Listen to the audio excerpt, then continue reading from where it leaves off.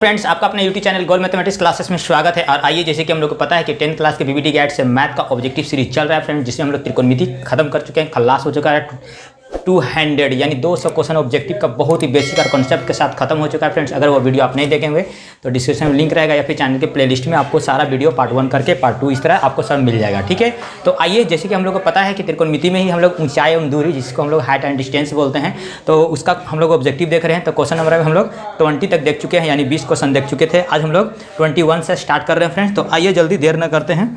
तो आइए, 21 में सर जी क्वेश्चन दिए हैं फ्रेंड्स कि जमीन पर स्थित, पढ़िए क्वेश्चन, जमीन पर स्थित किसी दो बिंदु की दूरी क्रमशः, ठीक है। तो आपको ध्यान दीजिएगा, जमीन, आपको क्वेश्चन नंबर 21 हो जाएगा फ्रेंड्स। तो ध्यान दीजिएगा, तो आपको है किसी दूरी बिंदु पर, है ना, ध्यान दीजिएगा, दो बिंदु की दूरी क्रमशः ए और बी है, यानी ए एम लिखा हुआ होगा, ठीक है। तो ये आपको एम हटा देना है, ठीक है ना। चलिए, तो अब आइए इसको हम लोग बनाते हैं फिगर, फिर इसमें से आप यहाँ पे ले लीजिएगा। तो देखिएगा, यहाँ से यहाँ टोटल जो है, यहाँ पे आपको पहले 30 डिग्री है, बना लीजिएगा, ठीक है। बहुत अच्छा क्वेश्चन है, लास्ट आती हट के क्वेश्चन है, ठीक है। यहाँ पे आपका 60 डिग्री हो गया, ठीक है। और टोटल जो यहाँ से यहाँ डिस्टेंस दिए हैं वो ए दिए हैं, ठीक है ना। आपको ए दिए हैं, ए के लिए आपको 30 डिग्री है और बी के लिए आपको 60 डिग्री है। बी के लिए क्या है फ्रेंड्स, 60 डिग्री। तो यहाँ पर लिख दिए, यहाँ पर आप बी लिख दीजिएगा, ठीक है। चलिए, अब इसको हम लोग बनाएंगे। यहाँ पर आप नाम दे दीजिए ए, बी, सी और डी, ठीक है। तो हम लोग को पूछा गया है क्या, मीनार की ऊंचाई क्या निकालना है, ये मीनार की ऊंचाई। तो चलिए आइए हम लोग बात करते हैं, मीनार की ऊंचाई का बात करते हैं फ्रेंड्स।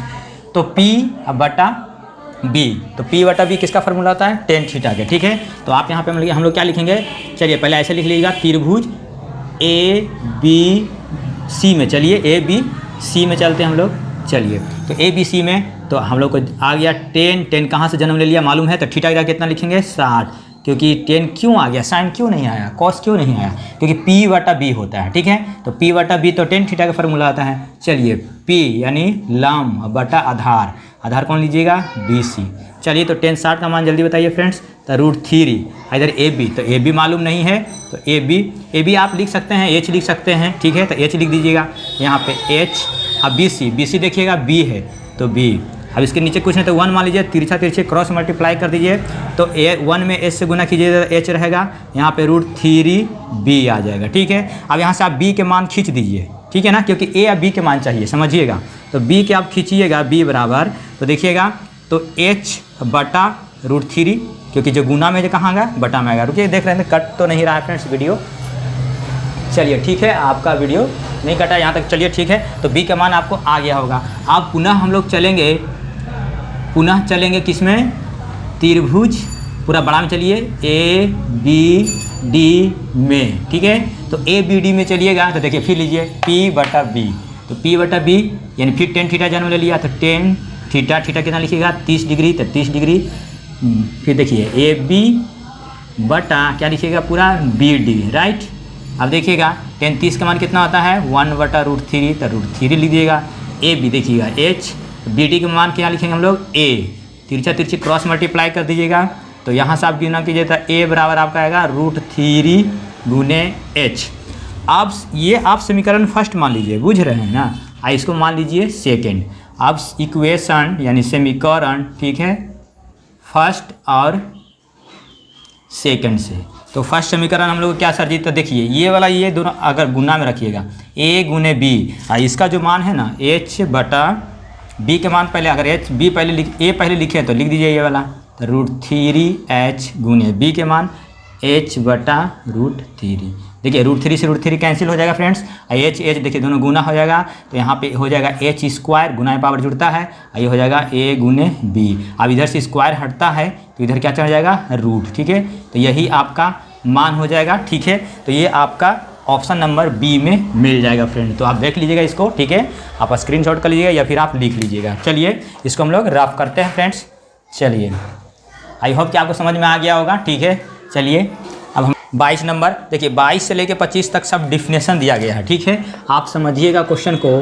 22 में क्या सर जी दिया है, उन्नयन कोण और अवनमन कोण सदैव हमेशा रेखा के साथ होती है, यानी अवनमन कोण रहे या उन्नयन कोण रहे, ठीक है, वो हमेशा कहाँ पे रहता है फ्रेंड्स, तो क्षैतिज रेखा के साथ रहेगा। क्योंकि देखिए हम आपको क्या बताए थे कि उन्नयन कोण रहे, है ना, इस तरह आप कभी बना दीजिए, उन्नयन कोण यहाँ रहे, अवनमन कोण रहे, तो हमेशा ही किसके साथ है, क्षैतिज सतह के साथ है, यानी क्षैतिज तल के साथ है, बुझ रहे हैं ना।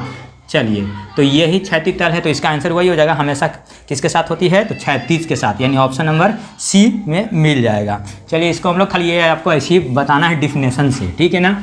चलिए, नेक्स्ट क्वेश्चन अगर हम लोग बात करते हैं, क्वेश्चन नंबर 23 की बात करते हैं, तो देखिएगा, आपको हम बताए थे फ्रेंड्स, उन्नयन कोण और अवनमन कोण का परिभाषा डिफिनेशन लिखाए थे, ठीक है।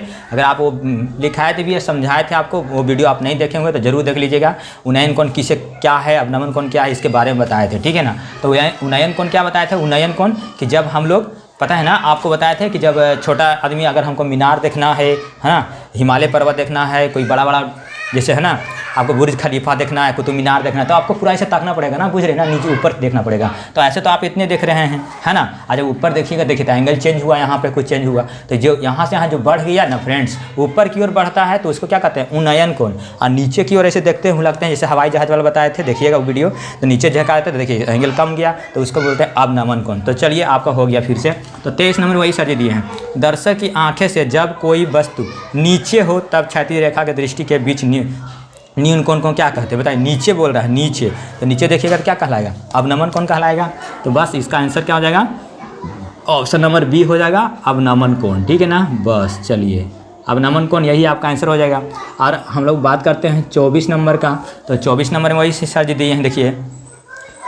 प्रेक्षक की आँख से मीनार के शिखर के मिलाने वाली रेखा तथा क्षैतिज के कोण को क्या कहते हैं, यानी देखिएगा, शिखर, मीनार के शिखर, शिखर मतलब क्या होता है, ऊपर चोटियाँ, ठीक है। तो मीनार के ऊपर शिखर को जब मिलाइएगा इस तरह, बुझ रहे, ये मीनार हो गया, और ये रेखा को, इस शिखर, इसको हम लोग क्या कहेंगे, तो इसको हम लोग क्या बोलते हैं, उन्नयन कोण। क्या कहते हैं फ्रेंड्स, उन्नयन कोण। यही आपका आंसर हो जाएगा, जो कि ऑप्शन नंबर ए में मिल जाएगा, ठीक है।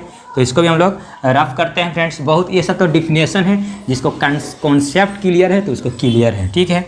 आइए हम लोग बात करते हैं 25 नंबर, यदि किसी ऊर्ध्वाधर खंभे की ऊंचाई किसी क्षण उसकी छाया के बराबर हो जाए तो सूर्य का उन्नयन कोण क्या होगा। मतलब वही पूछा गया है कि जो आपका खंभा की जो ऊंचाई है ना, खंभा के ऊंचाई है, समझिएगा क्वेश्चन, खंभा की ऊंचाई मतलब ये हो गया, आप नाम दे दीजिएगा ए, बी और सी, तो खंभा की ऊंचाई आपको यही हो गया, ठीक है। और फिर बोला गया है कि छाया बराबर हो, यानी इसकी जो छाया है, ठीक है, तो ये भी आपको बराबर है। मान लीजिए कि अगर 1 लिए तो ये भी कितना लेंगे, 1, अगर ये 2 लिए तो ये भी कितना लेना पड़ेगा, 2, क्योंकि दोनों आपस में क्या सर जी बोले हैं, बराबर है, ठीक है।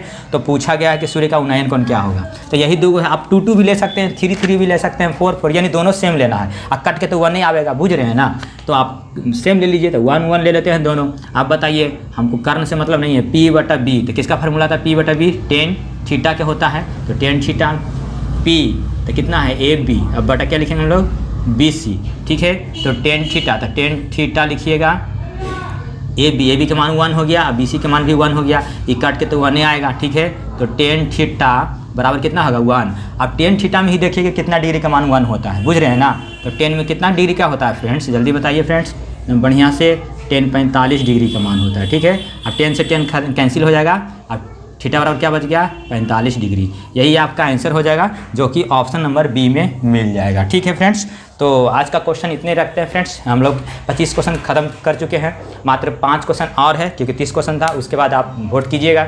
हम आपको लगा दिए हैं, ठीक है ना, आपको कम्युनिटी टाइप जो होता है उसमें हम आपको लगा दिए हैं कि आपको नेक्स्ट चैप्टर क्या चाहिए, ठीक है, जिसके अनुसार हम लोग फिर काम करते हैं, अलजेब्रा, ज्योमेट्री, ठीक है ना, और भी बहुत से लगा दिए हैं, ठीक है, आप देख लीजिएगा। तो आज के वीडियो इतने रखते हैं, वीडियो अच्छा लगे तो लाइक शेयर सब्सक्राइब करना ना भूलें। फिर मिलते हैं नेक्स्ट वीडियो में। जय हिंद, जय भारत।